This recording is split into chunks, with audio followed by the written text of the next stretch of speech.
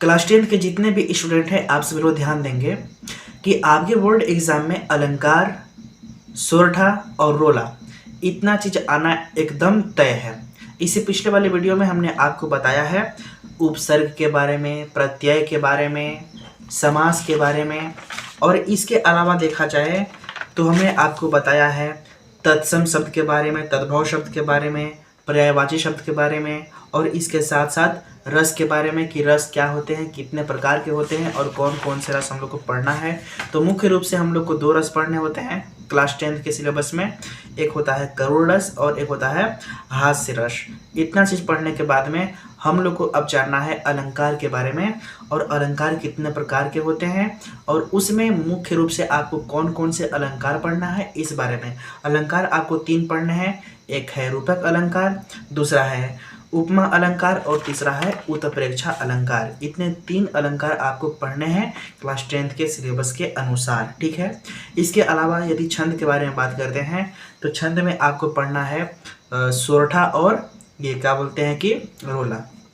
सोरठा और रोला 2 चीज़ें हम पढ़ने हैं केवल किस में, इस मतलब छंद में, ठीक है। सोरठा और रोला 2 चीज़ पढ़ने हैं, और अलंकार में 3 बताए, एक रूपक, दूसरा उपमा और तीसरा उत्प्रेक्षा अलंकार। समझे कि नहीं समझे? इस तरह से ना, तो आज की वीडियो में हम जो टॉपिक कवर करने वाले हैं वो कवर करने वाले हैं अलंकार के बारे में कि अलंकार क्या होते हैं, कितने प्रकार के होते हैं, और जो जो पढ़ने होते हैं उनका परिभाषा आपको बताएंगे, और इसके साथ साथ एक एक बहुत ही सुंदर सा उदाहरण, ठीक है। आप इसको याद करके जाएंगे और एग्जाम में लिख देंगे, ठीक है। और ये कंफर्म है कि आएगा, और इसलिए आप इस वीडियो को पूरा देखिए। तो चलिए हम आज का वीडियो को स्टार्ट करते हैं। ओके, तो चलिए हम समझते हैं अलंकार के बारे में। जैसा कि इसका स्टैंडर्ड डेफिनेशन लिखा हुआ है ना, ध्यान से समझिएगा। काव्य की शोभा बढ़ाने वाले उपकरणों को अलंकार कहते हैं। क्या चीज? काव्य की शोभा बढ़ाने वाले उपकरणों को क्या बोलते हैं? अलंकार कहते हैं। आपको बता दूं कि अलंकार का अर्थ होता है आभूषण। क्या होता है? अलंकार का अर्थ आभूषण होता है। जिस प्रकार से कोई स्त्री आभूषणों की सहायता से श्रृंगार करती है ताकि वो सुंदर दिखे, ठीक है, उसी प्रकार से काव्य की सुंदरता जिस जिस उपकरणों की सहायता से बनता है उन्हीं उपकरणों को बोलेंगे क्या चीज़? अलंकार। समझ रहे हैं कि नहीं? अलंकार मुख्य रूप से देखा जाए तो ये 2 प्रकार के होते हैं। पहला होता है शब्दा अलंकार और दूसरा होता है अर्था अलंकार। देखिए, जिस अलंकार में शब्दों के द्वारा चमत्कार उत्पन्न होता है वहाँ पर शब्दा अलंकार होता है, और जिस अलंकार में शब्द के अर्थों के द्वारा चमत्कार उत्पन्न होता है वहाँ पे अर्था अलंकार होता है। और शब्दा अलंकार मुख्य रूप से 3 प्रकार के होते हैं, अनुप्रास, यमक और श्लेष। इसके अलावा अर्था अलंकार के बारे में बात करें तो यहाँ पे लिखा हुआ है उपमा अलंकार, रूपक अलंकार, उत्प्रेक्षा अलंकार, अतिशयोक्ति अलंकार और मानवीकरण अलंकार। इतने अलंकार प्रकार हैं, समझे कि नहीं? इसमें से मुख्य रूप से क्लास 10 के सिलेबस में ये 3 पढ़ने हैं। अर्था अलंकार के प्रकार, उपमा अलंकार, रूपक अलंकार और उत्प्रेक्षा अलंकार, इतने पढ़ने हैं, और इसी का डेफिनेशन हम आपको बताएंगे और इसका एग्जाम्पल, ठीक है। इसलिए आप इस वीडियो में लास्ट तक बने रहें, और यदि आप नए हैं तो प्लीज़ आप इस वीडियो को लाइक करें, चैनल को सब्सक्राइब करिए, और मैक्सिमम स्टूडेंट को इस यूट्यूब चैनल से जोड़ने का प्रयास करें ताकि मैं आपके एग्ज़ाम के लिए और भी बेहतरीन वीडियो प्रोवाइड कर सकूँ, ठीक है। तो ध्यान से समझिएगा। सबसे पहले हम समझते हैं रूपक अलंकार के बारे में। किसका? रूपक अलंकार के बारे में। तो यहाँ पे लिखा हुआ है इसका परिभाषा, जहाँ पर उपमेय में उपमान का भेद रहित आरोप हो वहाँ पर रूपक अलंकार होता है, ठीक है। अब ये आपको समझ में नहीं आया इस प्रकार की परिभाषा तो इसका मतलब समझिए ना। यहाँ पे जब लिखा हुआ है कि यहाँ पे उपमेय है और यहाँ क्या है? उपमान है, तो उपमेय और उपमान होता क्या है? जैसे मेरे पास मान लीजिए 2 पेन है। क्या है? 2 पेन, एक यहाँ पे पेन है और एक यहाँ पे पेन है, ठीक है। तो पहले पेन को हम बोलेंगे उपमेय और दूसरे पेन को बोलेंगे हम उपमान। क्या चीज़? अगर इस पेन की तुलना अगर इस दूसरे पेन के साथ कर रहे हैं तो इस पहले वाले पेन को हम बोलेंगे उपमेय, और जबकि दूसरा वाला पेन को बोलेंगे क्या चीज़? उपमान। समझे कि नहीं? तो इसमें क्या लिखा हुआ है? इसमें लिखा हुआ है कि जहाँ पर उपमेय में, किसमें, उपमेय में उपमान का भेद रहित आरोप है। इसका मतलब कि इस उपमेय में उपमान का भेद रहित आरोप है का मतलब कि हम भेद ही नहीं कर पा रहे हैं कि ये अलग है और ये अलग है। कहने का अर्थ है कि ये दोनों समान है। क्या है? समान है। जब उपमेय और उपमान दोनों समान होते हैं और इसमें हम अंतर नहीं दिखा सकते हैं, इसमें भेद हम नहीं दिखा सकते हैं, तो वहाँ पे रूपक अलंकार होता है। रूपक का मतलब ही सीधा सीधा लग रहा है कि रूप उसका मिलता जुलता ही रहेगा। समझ रहे हैं कि नहीं? तो हम उसमें अंतर नहीं दिखा सकते। ठीक है, तो ऐसे अलंकार को हम बोलते हैं रूपक अलंकार। समझ रहे हैं ना? तो यहाँ पे उपमेय का जो मतलब है पहली वस्तु और उपमान का होता है दूसरी वस्तु। ठीक है, तो यानी पहले वस्तु का दूसरे वस्तु के साथ भेद रहित आरोप है। इसका मतलब कोई अंतर ही नहीं है, पहला वस्तु और दूसरा वस्तु में कोई अंतर नहीं है। तो इस प्रकार के अलंकार को बोलते हैं रूपक अलंकार। समझ रहे हैं कि नहीं? अब समझते हैं हम इसका उदाहरण। ठीक है, ये जो परिभाषा है आप इसको अच्छे से याद कर लेंगे कि जहाँ पर उपमेय में उपमान का भेद रहित आरोप हो वहाँ पर कौन सा अलंकार होता है? रूपक अलंकार। उदाहरण के लिए लिखा हुआ है चरण कमल बंदो हरिराय। ठीक है, यहाँ पे लिखा है चरण कमल, इसका मतलब कमल रूपी चरण। इसमें हम अंतर नहीं कर पा रहे हैं कि कमल ही चरण है या चरण ही कमल है। समझ रहे हैं कि नहीं? यानी कमल के समान चरण है। तो ऐसे जब अंतर इसमें हम नहीं कर पाए तो वहाँ पे रूपक अलंकार होता है। रूपक का मतलब यहाँ पे चरण को कैसे माना गया है? कमल के समान। समझे कि नहीं? तो चरण को ही कमल मान लिया गया है ना, तो यहाँ पे रूपक अलंकार होगा। ठीक है, इसका स्पष्टीकरण आपको लिखना पड़ेगा। ये चीज़ एक हेडिंग डालेंगे और स्पष्टीकरण में आपको लिखना पड़ेगा इसी के बारे में कि इसमें कहना क्या चाह रहे हैं। आप स्पष्ट करेंगे तब ना भाई। इसमें लिखा है उपर्युक्त उदाहरण में, उपर्युक्त का मतलब जो ऊपर लिखा हुआ है उदाहरण। ठीक है, तो उपर्युक्त उदाहरण में चरण को कमल समान, ठीक है, चरण को कमल समान अर्थात चरण को ही कमल बताया गया है, चरण को ही कमल बताया गया है। आप इतना बोल देंगे, इतना लिख देंगे तो आपका हो जाएगा एक रूपक अलंकार का परिभाषा और उदाहरण स्पष्टीकरण के साथ। अब हमें पढ़ना है क्या चीज़? दूसरा वाला उपमा अलंकार। क्या चीज़? उपमा अलंकार। तो ध्यान दीजिए, यहाँ पे थोड़ा सा अंतर है। इसमें लिखा हुआ है कि जहाँ पर उपमेय का उपमान के साथ, किसका? उपमेय मतलब पहला वस्तु का, उपमान मतलब दूसरे वस्तु के साथ, पहला वस्तु का दूसरे वस्तु के साथ किसी विशेष गुणधर्म के आधार पर, किसी विशेष गुणधर्म के आधार पर तुलना की जाती है तो वहाँ पर उपमा अलंकार होता है। समझे कि नहीं? जैसे मान लीजिए ये पेन और ये पेन, दो पेन हमारे पास है ना, ठीक है, तो इसका एक गुण है क्या चीज़ कि ये भी लिखता है और ये भी लिखता है, ये दोनों लिखने का काम करता है। समझ रहे हैं कि नहीं? तो कुछ न कुछ विशेष गुणधर्म है इसके अंदर। ठीक है, तो इसीलिए कहा गया है कि जब उपमेय का यानी पहले वस्तु का उपमान यानी दूसरे वस्तु के साथ किसी विशेष गुणधर्म के आधार पे, किसी खास गुणधर्म के आधार पे तुलना की जाती है तो वहाँ पे कौन सा अलंकार होता है? उपमा अलंकार। ठीक है, तो यहाँ पे हम एक एग्जाम्पल देते हैं जो कि आपके एग्जाम के लिए है। ठीक है, लिखा हुआ है मुख मयंक सम मंजू मनोहर। क्या चीज़? मुख मयंक सम मंजू मनोहर। यहाँ पे कवि क्या कहना चाहते हैं कि जो मुख है ना, मुख किसका? श्री कृष्ण का। किसका? श्री कृष्ण का। यानी श्री कृष्ण का जो मुख है उसका तुलना किया गया है मयंक के साथ अर्थात चंद्रमा के साथ। कैसा? चंद्रमा के साथ। यानी कि भगवान श्री कृष्ण का जो मुख है वो चंद्रमा के समान है। क्या चीज़? चंद्रमा के समान है। तो यहाँ पे उपमा अलंकार है। समझे कि नहीं? कोई विशेष गुणधर्म के आधार पे तुलना किया गया है भगवान श्री कृष्ण के मुख का चंद्रमा के साथ, क्योंकि चंद्रमा सुंदर दिखती है पृथ्वी से, इसलिए भगवान श्री कृष्ण का भी जो चेहरा है मनोहर मनभावन वो भी मस्त अच्छा दिखता था, और इसीलिए मुख मयंक सम मंजू मनोहर यानी भगवान श्री कृष्ण का जो मुख है वो चंद्रमा के समान है, ऐसा बताया है कबीर। ठीक है, इसका स्पष्टीकरण आपको लिखना पड़ेगा। ठीक है, स्पष्टीकरण जैसे यहाँ पर श्री कृष्ण के मुँह की तुलना, श्री कृष्ण के मुँह की तुलना चंद्रमा के साथ किया गया है। समझे कि नहीं? ऐसा आपको लिख देना है। ये हुआ उपमा अलंकार के बारे में। उत्प्रेक्षा अलंकार के बारे में यहाँ पे लिखा हुआ है कि जहाँ उपमेय में यानी पहले वस्तु में उपमान की यानी दूसरे वस्तु की होने की संभावना व्यक्त की जाती है, वहाँ उत्प्रेक्षा अलंकार होता है। कहने का मतलब ये है कि इसमें डेफिनेशन ये कहना चाहता है कि उपमेय में उपमान की होने की संभावना व्यक्त की जा रही है उत्प्रेक्षा अलंकार में ना।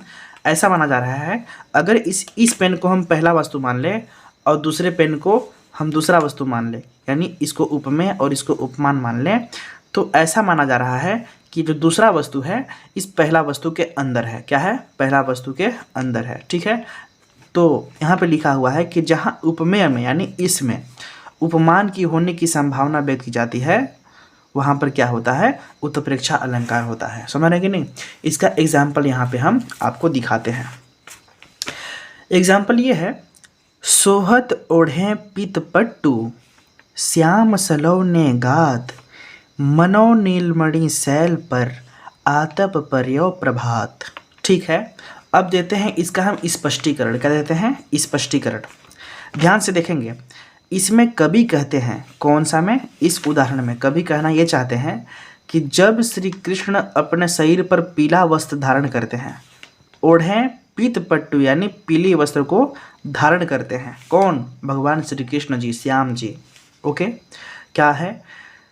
इसमें कवि कहते हैं कि जब श्री कृष्ण अपने शरीर पर पीला वस्त्र धारण करते हैं तो ऐसा लगता है मानो नीलम की शिला पर प्रातः काल की पीली धूप पड़ रही है। ठीक है, ऐसा मानो कि नीलमणि के शैल पर यानी नीलम की शिला पर यानी नीलम की चट्टान पर आतप पर्यो प्रभात अर्थात प्रातःकालीन की पीली धूप पड़ रही है, ऐसा माना जा रहा है ना। जब भगवान श्री कृष्ण जी अपने शरीर के ऊपर पीले वस्त्रों को धारण करते हैं तो ऐसा माना जा रहा है कि जो नीलम की शिला है उसके ऊपर सूर्य की पीली पीली सुनहरी किरणें पड़ रही है। ठीक है, तो यहाँ पे उत्प्रेक्षा अलंकार होगा। ओके, अब समझिए छंद के बारे में, जो भी हम लोग को छंद पढ़ने हैं क्लास 10th के सिलेबस के अनुसार, उसके बारे में। तो पहले छंद समझिए कि छंद होता क्या है ना।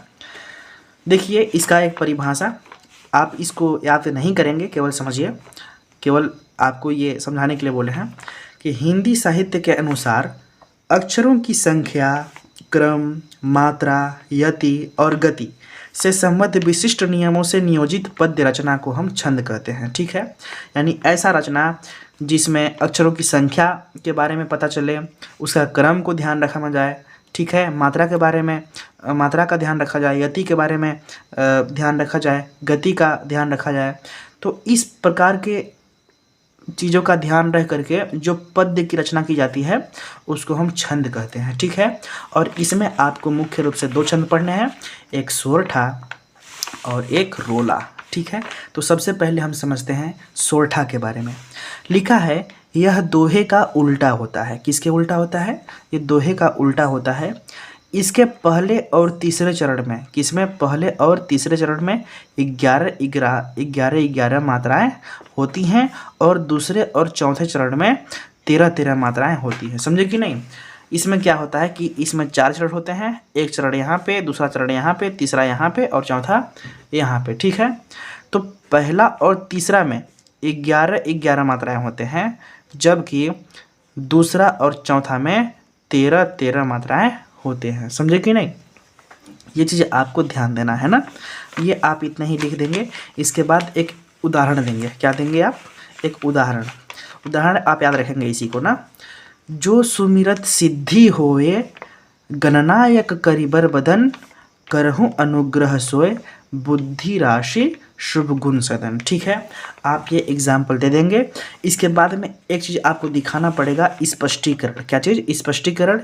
इसके माध्यम से आप क्या बताएंगे कि आपने तो बोला है कि पहले और तीसरे में 11 मात्राएं होते हैं और दूसरे और चौथे में 13 मात्राएं, तो आप यहाँ पे स्पष्ट करके दिखाइए कि वास्तव में होता है कि नहीं होता है। ध्यान देंगे यहाँ पे स्पष्टीकरण हम कैसे करेंगे। ठीक है, अगर किसी अक्षर में ओ का मात्रा लगा है तो यहाँ इसको हम 2 समझ लेंगे। क्या चीज़? इसको हम 2 से प्रदर्शित करेंगे और हिंदी में 2 को ऐसे दिखाएंगे, इस तरह से। ठीक है, इसके बाद सुमिरत, अगर छोटा ऊ की मात्रा लगा है तो उसको 1 से दिखाएंगे। अगर म में छोटी ई मात्रा लगा है तभी 1 से दिखाएंगे। र अकेले है, त अकेले है, तभी 1 से दिखाएंगे। सीधी लिखा है तो इसमें भी छोटी ई का मात्रा है, इसमें भी छोटी ई का मात्रा है, तो एक से दिखाएंगे, ठीक है। अब होए में हमें ओ के मात्रा है इसलिए इसको हम 2 से दिखाएंगे, और ये य अकेले है इसलिए ऐसे। इसके बाद में ये वाला जो कामा है यहाँ पे हम लगा देंगे। अब इसको गिन कर देखिए कि पहला चरण में कितना क्या बोलते हैं कि मात्राएं हुआ। 2 1 3 4 5 6 7 8 9 10 और 1 11 मात्रा इसमें हो गया। अब इसका देखेंगे स्पष्टीकरण ना। ग अकेले है तो 1, न अकेले है तो 1, न में आ के मात्रा भी लगा है तो आ के मात्रा के लिए हम 2 दिखाएंगे, क्या चीज़ 2। इसके बाद में य और क अकेले अकेले है तो ऐसे। इसके बाद करीवर, र में छोटी की मात्रा है तो 1 से, यानी 1 1 1 1 1 1 1 1। और बदन अकेले है तो 1 1 1। ओके, तो यहाँ पे ध्यान देंगे कितना हुआ, 1 2 और 2 4 2 6 7 8 9 10 11 12 13, तो 13 मात्रा हो गए।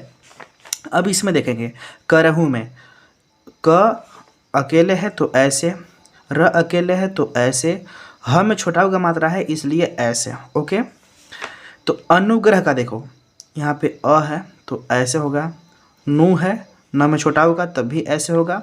ग्रह ग्रह ग्रह के बाद अगर किया जाए तो ग्रह में 2 मात्रा आया है, एक ग और र, तो इसलिए इसको हम 2 से दिखाएंगे, हम 2 से दिखाएंगे।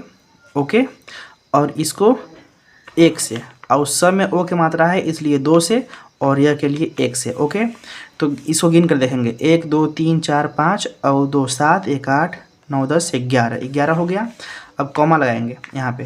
फिर बुद्धि राशि शुभ गुण सदन, बुद्धि में छोटा का मात्रा, सॉरी छोटा का मात्रा है तो इसलिए 1, इसमें छोटी की मात्रा है उधर भी है ना, तो इसलिए 2 लगाएंगे, कितना 2, क्योंकि इसमें 2 शब्द हैं। और राशि देखो, राशि रा के लिए 2 लगाएंगे और सब में छोटी की मात्रा है 1 लगाएंगे।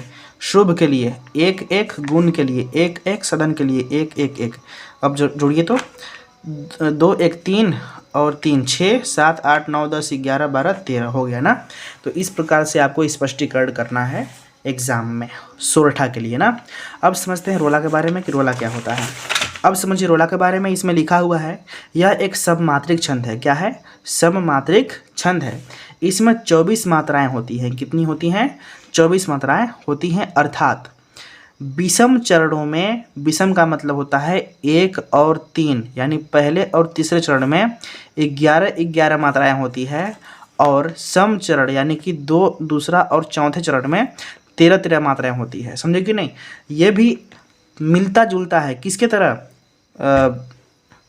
सोरठा की तरह मिलता जुलता है, लेकिन थोड़ा सा अंतर होता है। देखिए, ध्यान दीजिए, यह एक सममात्रिक छंद है। इसमें 24 मात्राएं होती है, अर्थात विषम यानी कि पहले और तीसरे चरण में 11 मात्राएं होती हैं, और सम चरणों में यानी कि दूसरे और चौथे में 13 मात्राएं होती हैं।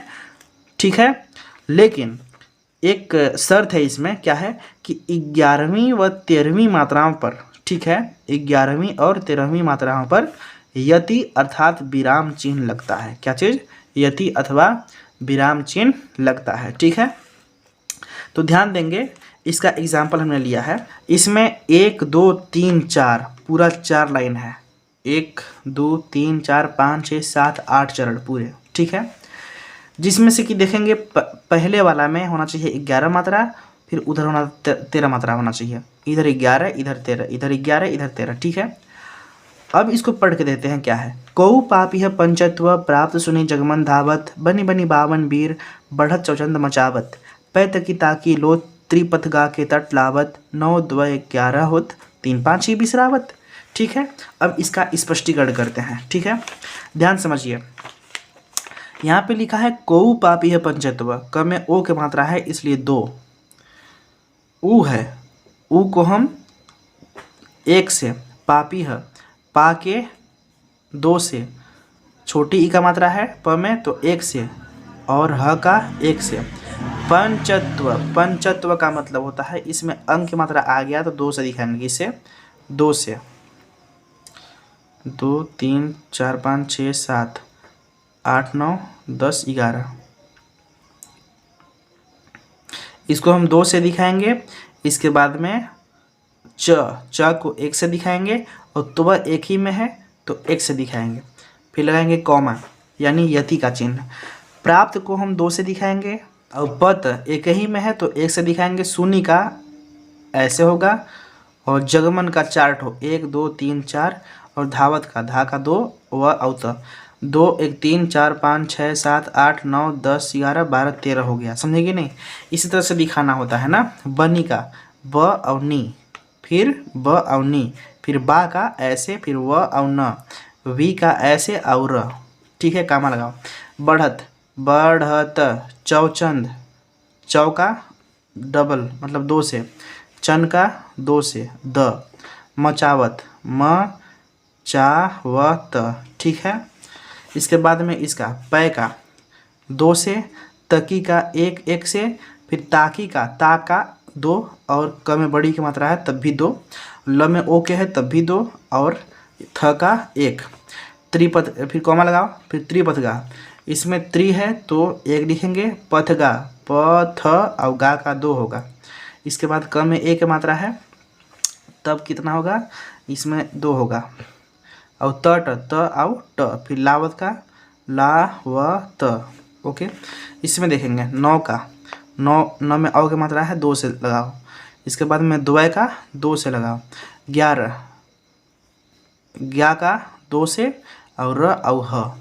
इसके बाद में आगे होत का ना, हाँ होत का नहीं लिखे हैं, होत का यहाँ 2 और 1 कॉमा लगा दो।